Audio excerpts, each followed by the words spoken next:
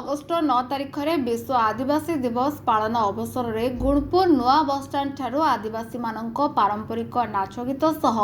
एक विशाल शोभायात्रा बाहरी गुणपुर उपजिलापाल कार्यालय सम्मुख में विक्षोभ धारणा करने 18 दफा दाबी महामहिम राष्ट्रपति और मुख्यमंत्री उद्देश्य स्मारक पत्र प्रदान करा जायछि। अगस्ट 9 को जातीय छुट्टी दिवस रूपे घोषणा करने, यूसीसी एवं सीसीए भली कला आईन बंद करने, जेल रे मिथ्या केस रे रहितबा आदिवासी माननकु खलास करने, भारतर समस्त वनांचल रे जंगल अधिकार अधिनियम को कड़ाकड़ी लागू करने उपाय बाहर करने उपरे विचार विमर्श करने निमित्त संसद रे एक स्वतंत्र अधिवेशन डाकिबा, केंद्र सरकार द्वारा जंगल अधिकार आईन 2006 और ग्राम सभा को अकामी करदेवाकू हेउथिबा तत्काल को बंद करने एवं आदिवासी और परिवेशविद जंगल संरक्षण नियमावली 2022 प्रत्याहार करने, संविधान पंचम अनुसूचित आदिवासी संप्रदायर पारंपरिक अधिकार एवं हक गुड़िक कार्यकारी करने,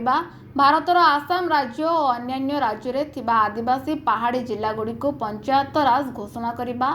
MGNREGA काम दैनिक 600 टंका मजूरी प्रदान करने सीपीआईएमएल नेता श्री त्रिपति गोमांग प्रकाश करथिले। कार्यक्रम संबंध आज आदिवासी संघर्ष मोर्चा तरफ देशव्यापी एवं पृथ्वीव्यापी बर्तमान होची पालन करा जाउची। विश्व आदिवासी दिवस पालन अवसर रे आमे गुरुपुर नुआ बसस्टैंड टारू उपजिलापाल कार्यालय सम्मुख में विक्षोभ प्रदर्शन करने संगे संगे आमे राष्ट्रपति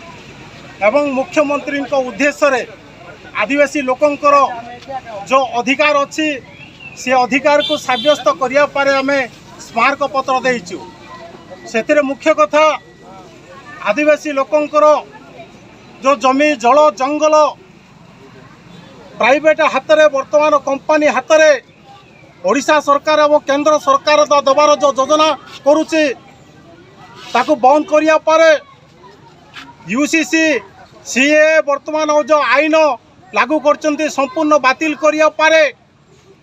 आदिवासी लोकों को नारे मिथ्या केस करा जाउची ताकू संपूर्ण बंद करिया पारे पूर्व पुरुषरु जंगल ऊपर जो माने बसवास करचंती पारंपरिक आदिवासी माननकु जंगल जमीर पट्टा एवं घरडीय पट्टा जोगाई देवा दाबी उपर आज आम स्मारक पत्र देइछु। सरकार आदिवासी लोकंकर गरीब लोकंकर कथा जदि न शुणिबो बिरसा मुंडा जो भाव में ब्रिटिश मान विरुद्ध लड़ाई करथिला ए सरकार विरुद्ध निश्चित भाव में आगामी दिन में बड़ आंदोलन करेंगे से सरकार दायी रहे। रायगढ़ जिलूर Krishnachandra Panigrahi report, now Odisha news. Latest news update पाई www.nowodisha.com को लॉगिन करंतु।